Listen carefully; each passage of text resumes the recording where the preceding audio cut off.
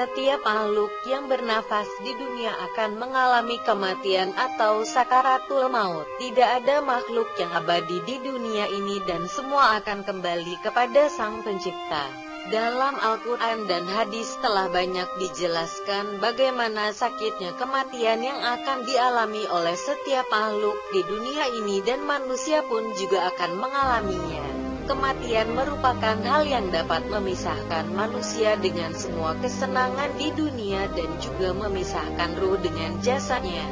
Dalam hadis Nabi yang telah diriwayatkan oleh Syaddad bin Aus telah diterangkan bahwa kematian merupakan hal yang paling ngeri di dunia ini karena kesakitannya melebihi sakitnya tersayat gergaji atau gunting dan panasnya melebihi panasnya air yang mendidih. Jika ada mayat yang dapat bangun kembali dan menceritakan bagaimana dahsyatnya kesakitan dalam kematian, maka semua manusia yang masih hidup akan mengalami kegelisahan sepanjang hari. Karena memikirkan kematian yang akan mereka alami. Sakaratul maut menurut Islam telah banyak dijelaskan dalam Al-Quran dan hadis. Dalam surat Al-Kahf ayat 19 Allah berfirman, "Dan datanglah sakaratul maut dengan sebenar-benarnya, itulah dahulu yang hendak kau hindari." Sakaratul maut merupakan hal yang pasti akan menimpa setiap manusia yang hidup dan hal ini harus diimani oleh setiap orang. Selain itu dalam Quran surat Al-Qiyamah ayat 26-30 juga telah diterangkan bahwa waktu perpisahan antara ruh dengan jasad akan diawali dengan nafas yang berhenti hanya sampai di kerongkongan. Inilah tanda-tanda sakaratul maut. Malaikat pencabut nyawa akan mendatangi setiap orang yang telah habis masanya di dunia ini dan dia akan memisahkan ruh dengan jasad orang tersebut dengan cara yang berbeda-beda dan dengan rasa kesakitan yang berbeda.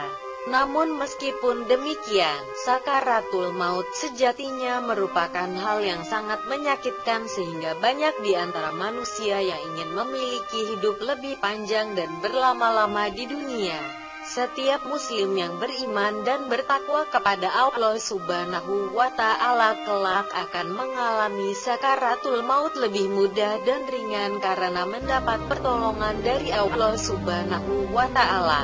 Hal ini telah dijelaskan dalam hadis Nabi. Dalam hadis Nabi ini telah dijelaskan bahwa sakaratul maut merupakan kabar gembira bagi orang-orang yang beriman dan bertakwa kepada Allah Subhanahu wa Ta'ala. Malaikat pencabut nyawa akan mencabut nyawa setiap mukmin yang beriman dengan mudah dan ringan. Selain itu, malaikat akan mendatangi mereka dengan kesan sangat baik dan menggembirakan karena malaikat akan membawa kabar gembira akan nikmat surga yang telah Allah janjikan bagi mereka. Kabar gembira bagi setiap mukmin yang beriman juga telah tercantum dalam Quran surat Al-Fussilat ayat 30 yang menerangkan bahwa bagi setiap mukmin yang beriman kepada Allah Subhanahu wa Ta'ala bersedih menghadapi kematian karena sejatinya sakaratul maut orang beriman merupakan pintu menuju surga yang telah Allah janjikan bagi mereka. Kegembiraan yang akan didapatkan oleh orang mukmin yaitu pada saat kematiannya, masa penantian di alam kubur, dan pada hari dirinya dibangkitkan kembali.